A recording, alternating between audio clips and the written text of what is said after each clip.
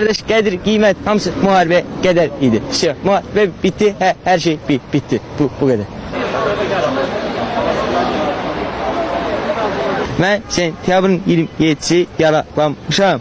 Döyüşün ilk günündə və hələ də bir qazilik ala bilməmişəm. Bütün sənədlər verilib, amma qaziliyi təsdiq eləyən hələ heç bir şey vermirlər. Və demək istəyirəm ki, vətəndaşlarımıza belə yerlərə gəlib vaxtlarını boşa sərf eləməsinlər. Sadəcə bunu deyə bilərəm.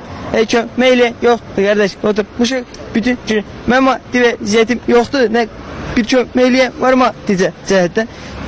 Qalmışıq dövlətdir, elə dövlət belə sağ olsun, vətən sağ olsun, amma yaramır.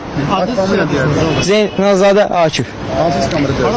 Kəlbəcər istiqamətində gedim, döyüşlərdə yaralanmışam. 27 sentyabrda 10 saat döyüşdü, necə qardaşımızı da torpağa tapışdıq. Bizə qismət olmadı. Uşaqların istədiyi bunlardan 10.000 manatdır, 1000 manatdır, milyonlardır istəyir. Kimisi medalını istəyir, kimisi əlilliyin istəyir, kimisi nəmnəyi istəyir.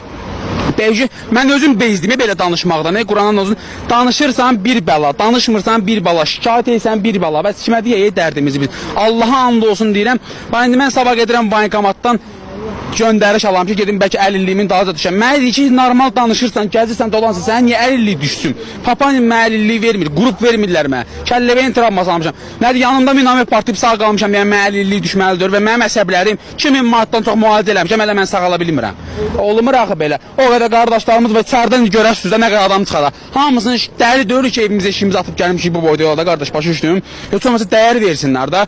Ölümə gedin dediniz, bomba kimi getdik.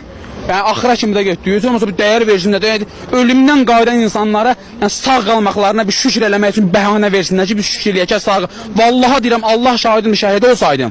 Başa həm Allah dərgahında xoşbəxt olardım, həm də ki belə bilərdim ki, ailəmə baxırlar. Belə də qalmış işsiz zat olmur axı belə. Deyirlər problemimiz həll olur. Ərizə yapırıq. Neçə ərizə yazırıq ha? 5-də 6-da ərizə yazırıq. Ərizələrimiz doldu. Bəlkə də cırıb atdılar, bilmirəm nə qaralar orada. Tap-patap ərizə yazırıq ancaq.